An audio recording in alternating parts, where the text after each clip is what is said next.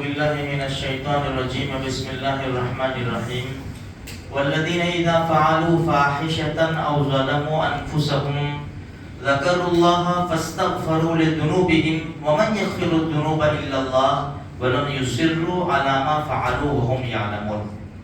گزشتہ کل جو آیت پڑھی تھی اس کے بعد والی آیت ہے. اللہ پاک فرماتے ہیں جن لوگوں نے بے حیائی والے کام کیے والذین اذا فعلوا فاحشہ او ظلموا انفسهم یا دوسرے گناہ کر کے اپنی جانوں پر ظلم کیا ہے، ذکر اللہ، ان کو چاہیے کہ اللہ کو یاد کرے.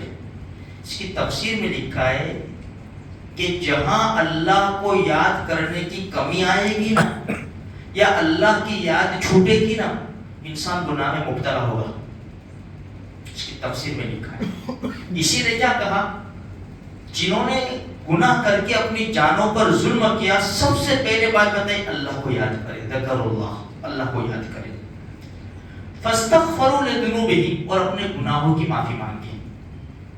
ہمیشہ دیکھو میرے بھائیو، ہم لوگ انسان ہیں، ہم میں سے ہر ایک انسان جانتا ہے کہ ہم کتنے پانی میں ہیں، کتنے گنہگار ہیں ہم لوگ.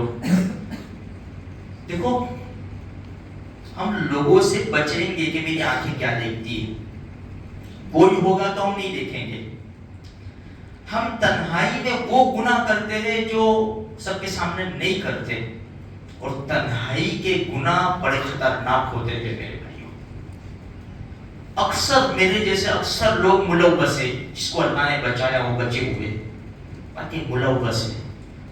اس لیے لقمان حکیم کی اپنے بیٹے کو جو نصیحت ہے نا وہ ہمیشہ یاد رکھنے کی، بیٹا ربی اغفر لی وتب علی پڑھاج کر، اس لیے کہ کون سی قبولیت کی گھڑی ہو اور تیرا جملہ مل جاوے قبولیت کی گھڑی سے اور تیرا کام بن جاوے.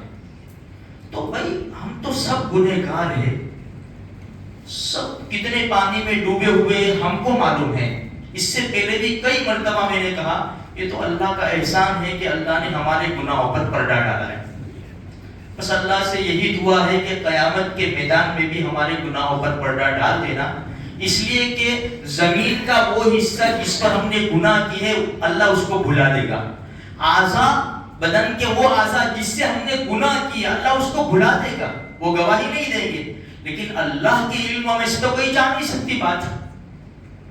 لا یضل ربی ولا ینسیٰ، اللہ بھولنے سے پاک ہے. تو میرے بھائیوں اللہ سے یہی دعا کرتے رہو بس. اور فاستغفروا لذنوبهم، اپنے گناہوں کی اللہ سے معافی مانگو. آگے قرآن خود کہتا ہے وَمَن يَغْفِرُ الذُّنُوبَ إِلَّا اللَّهُ، اللہ کے سوا معاف بھی کون کرے گا؟ کون کرے گا اللہ کے سوا معاف؟ جب اللہ ہی کہہ رہا ہے تو پھر گارنٹی ہے نا ہماری توبہ کے قبول ہونے کی. پھر آگے ایک بات اور بتا دی وَلَمْ يُصِرُّوا عَلَىٰ مَا فَعَلُوا وَهُمْ يَعْلَمُونَ.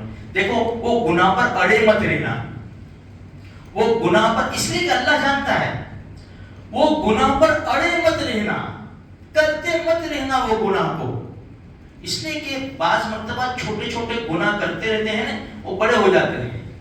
اس لیے کسی بھی گناہ کے اوپر مصر اور اڑے ہوئے نہیں رہنے کا، اس کو چھوڑنے کی پوری کوشش کرنے کی. بعض گناہ دعاؤں سے ہی چھوٹیں گے، انسان چھوڑنے کی کوشش کرے گا تو بھی نہیں چھوٹیں گے جہاں تک اللہ نہ چاہے. اس لیے ہمیشہ اللہ سے دعا کرو میرے بھائیوں. ہم بڑے گنہگار ہیں اور اللہ تبارک و تعالیٰ رحم کرنے والوں میں سب سے زیادہ رحم کرنے والا ہے.